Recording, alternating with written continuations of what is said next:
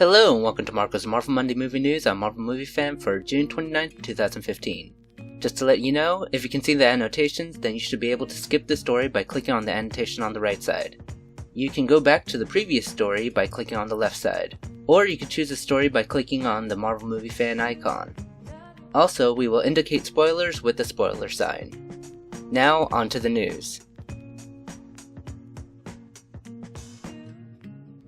The red carpet premiere of Ant-Man is happening today. You can watch the stars on the red carpet by clicking on one of the two red carpet links below. The live stream will start at 6 p.m. Pacific Time and 9 p.m. Eastern Time. Ant-Man came out with a new TV spot. It shows new footage but nothing that will spoil the movie. This video is 1 minute long. Ant-Man came out with many videos that show footage of different characters from the movie.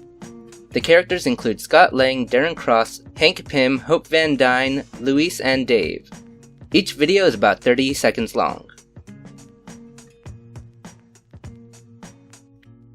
Paul Rudd had a few interviews recently. In his interview with Marvel.com, he spoke about working with Adam McKay and the tone of the movie. He states that the movie has the same tone that people would expect from a Marvel movie. He goes on to say that it is not really going to be a joke-heavy movie. He then expresses that he has never worked on a movie with this kind of budget before. He now has to work with a lot of green screens and talks about how he feels stupid acting with mainly his imagination. He compares this experience with when he was a child playing Starsky and Hutch with his sister. He lastly talks about his excitement working with Michael Douglas. In his interview with The Hollywood Reporter, Rudd talks about not having any previous thoughts working in a superhero movie. Then he talks about his excitement wearing the Ant-Man suit for the first time. Later he talks about how he'd cheat the lottery if he had Ant-Man's powers. Like the previously mentioned interview, Rudd expresses his excitement working with Douglas. In his interview with Entertainment Tonight, Rudd talks about his suit and his body. The last thing he talked about was how disappointed his son was about him playing Ant-Man. The first interview is an article and the other two are videos. The Toronto Sun interviewed the cast of Ant-Man on set. The article described a scene that Marvel was filming which contains a big spoiler. After they stopped, Paul Rudd was interviewed while still in his Ant-Man suit. Rudd talks about the small real-life problems with wearing the suit. He then goes on to talk about his contribution to the script and a little about Edgar Wright and Adam McKay. He later talked about how he hopes the movie captures the wonder of a small world similar to how Guardians of the Galaxy did with space. The article talks about Ant-Man's connection to the MCU. It mentions how the young Michael Douglas will be presented in a similar fashion as Skinny Steve in Captain America: The First Avenger. Douglas talked about Robert Downey Jr. in his portion of the interview. He says that RDJ came a long way and is now keeping the other actors in line. Corey Stoll briefly talks about his character Yellow Jacket. He states that his character really doesn't exist in the comics. Evangeline Lilly talks about how she was more of a nerd than an actor when comparing herself to the other MCU cast when meeting them at SDCC in 2014. She later says she loves bugs and this movie was a perfect fit. She used to love playing with caterpillars in her childhood. This article was an interesting read. Kevin Feige and Paul Rudd were interviewed by The Hollywood Reporter. Feige first talks about not going to Comic-Con this year because they cannot make many big announcements like last time. He then goes on to talk about Ant-Man. He explains that Ant-Man couldn't find the right time to be made because of the story and how its slight strangeness will be received. They then state that Rudd is signed on to do 3++ movies.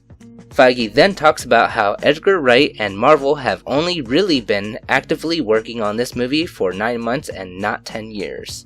Rudd then talks about how he was assured that this movie was not falling apart. When meeting with Adam McKay, they felt that they were building extra rooms to a house that Wright and Joe Cornish built. Feige later states that Peyton Reed had been with them for a while and almost directed Guardians of the Galaxy. Feige then responds to the freedom of directors by saying that they give the directors the basic story and let the director work with those pieces. If Marvel did everything for the director, then they would not need to choose the directors carefully. After talking about Rudd's body, Feige states that in the future, it will be clear why Ant-Man will close Phase 2 and Captain America Civil War will start Phase 3. Feige then moves on to briefly talk about Sony and Spider-Man. He says that they have a great relationship with Sony. He then moves on to say that Black Panther and Captain Marvel should have directors by the end of the summer. He admits that they have met with Ava DuVernay along with other directors for Black Panther. Rudd ends the interview by stating that the side Ant-Man is on in Civil War is a government secret. This was a lengthy interview, but it contains a lot of information. In an interview with Marvel.com, Michael Douglas talks about why he joined Ant-Man. He says that he has done many movies and they did not have any special effects. This is something new to him and he wanted to try it. This movie was the first time he has worked with a green screen. He then goes on to talk a little bit about his character. After this, he talks about how this story is different than the other Marvel movies. The story focuses on the relationship between a father and his daughter. He then moves on to talk about Hank Pym and his relationship to Darren Cross. Overall, this was a great read. A few websites are mentioning tweets about Ant-Man's end credit scenes. Apparently there will be two, one mid-credit scene and one after-credit scene. Also, one tweet did mention that Ant-Man contains a possible reference to Spider-Man. The general public will soon see how true this all is. Cinema Blend shared a story that happened last year on the set of Ant-Man. They spoke with Kevin Feige and found out that Janet Van Dyne is in Ant-Man. Because of what happened to Janet in the past, Hank Pym's relationship with his daughter is strained and also gives a reason why Hope Van Dyne does not wear the Ant-Man suit. This article does not share what happened, but it is known that Hank, Janet probably as the Wasp, Howard Stark, and Peggy Carter will appear in a flashback. It was also shared that Hope might get a new Wasp suit at the end of the movie. This was a very interesting read. Director Peyton Reed shared some information on Twitter. He tweeted that Ant-Man is now officially completed. He is excited for the people to see it. Ant-Man came out with a new Japanese trailer. This trailer seems like it pretty much gives most of the story away.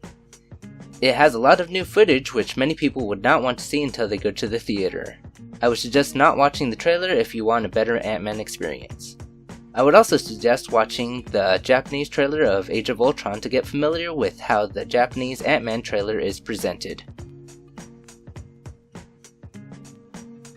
Despite Marvel Studios not going to San Diego Comic-Con this year, Marvel Television will be present.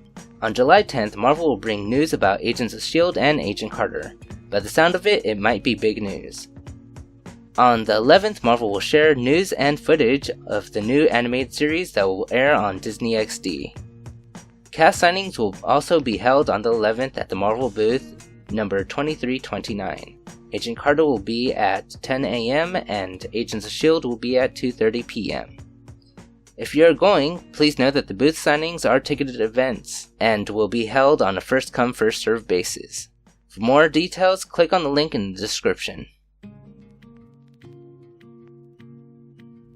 Staying with Marvel Television, Agents of S.H.I.E.L.D. has confirmed the Secret Warriors for Season 3.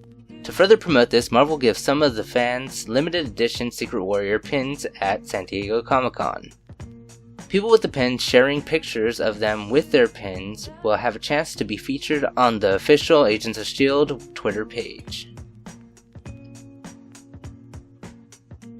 Recently, Hey You Guys interviewed Clark Gregg about Agents of S.H.I.E.L.D. Gregg admits that he has no information about the next season because it is currently being written. The question about Coulson's position came up in the interview and Gregg states that he does not know and that knowing before his character does affects his acting.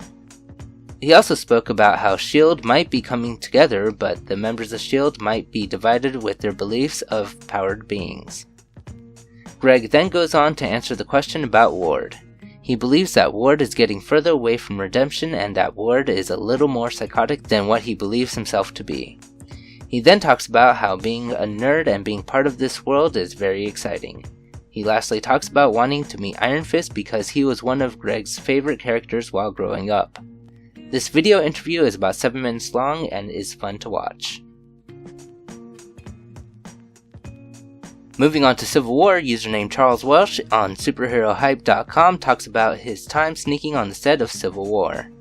Before the story continues, we are not sure how true this information is. Charles Welsh states that he saw a scene being filmed of Captain America with what might be Thor's hammer Mjolnir. Currently, there is no mention of Thor being in this movie. Leslie Bibb has been added to the cast of Civil War. People might remember her from her earlier role in the MCU as reporter Christine Everhart in Iron Man 1 and 2.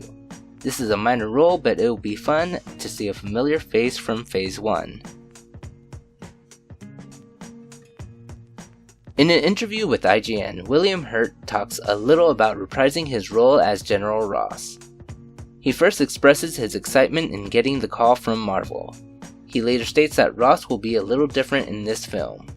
He says that this is a newer Ross.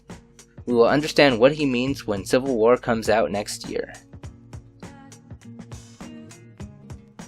Moving on to Daredevil, Nerdist states that their source says that co-showrunner Marco Ramirez is referring to Season 2 of Daredevil as Daredevil vs. the Punisher. So far, it is unsure if the Punisher will be the main bad guy in this show. CBS had a quick telephone interview with Jon Bernthal. He mainly talks about his pit bulls and how they go with him everywhere. They are always on the set with him. He briefly talks about his role as the Punisher. He promises Punisher fans that he is going to give it his all.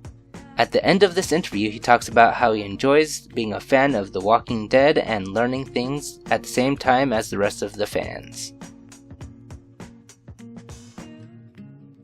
In quick Doctor Strange news, director Scott Derrickson tweeted about going to London to make Doctor Strange. This was tweeted on the 23rd of this month. Possible big information about Infinity War Part 1 has recently surfaced on the internet. According to SpoilerTV.com, casting calls for the movie is now happening. The auditions are taking place in Los Angeles. The actors need to be available to work in London.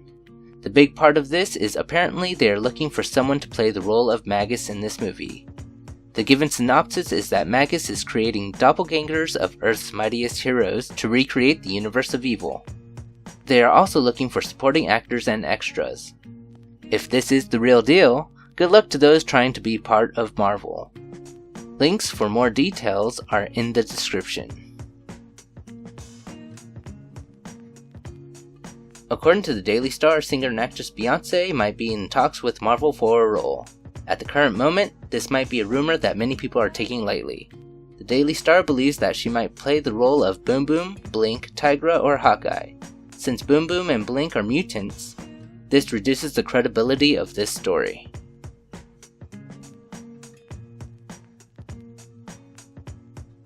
The Fantastic Four has a new TV spot. This video gives a slightly different feel to the movie and shows a little more footage. The commercial is about 30 seconds long.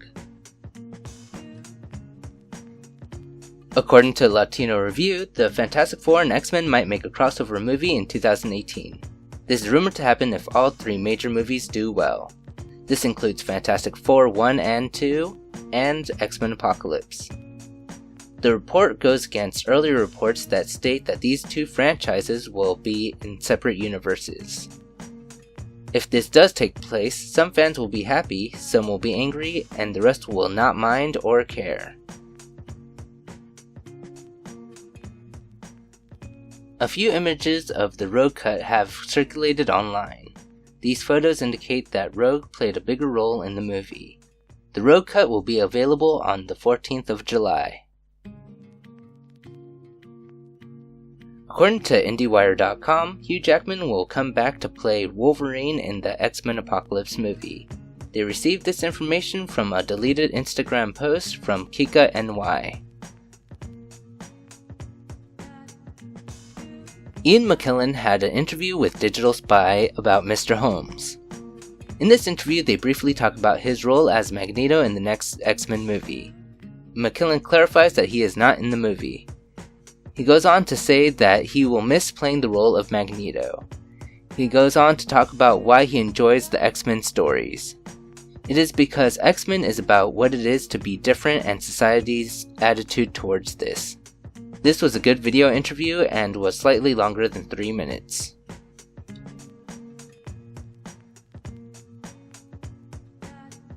For our last story, Marvel made the announcement that they have found their Spider-Man and director.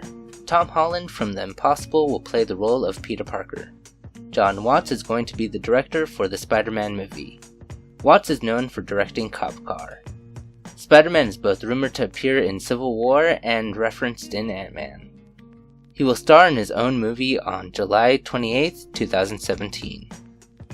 Well, that's our news for this week. Like usual, there are more stories in the links below that we didn't mention due to them not having an effect on the movies, or they're just speculations. These stories include the costumes in Ant-Man, it possibly being too soon to have the Punisher, a Doctor Strange fan-made opening, a short interview with Kevin Feige talking about Marvel's relationship with Sony, and an interesting tweet by Ava DuVernay.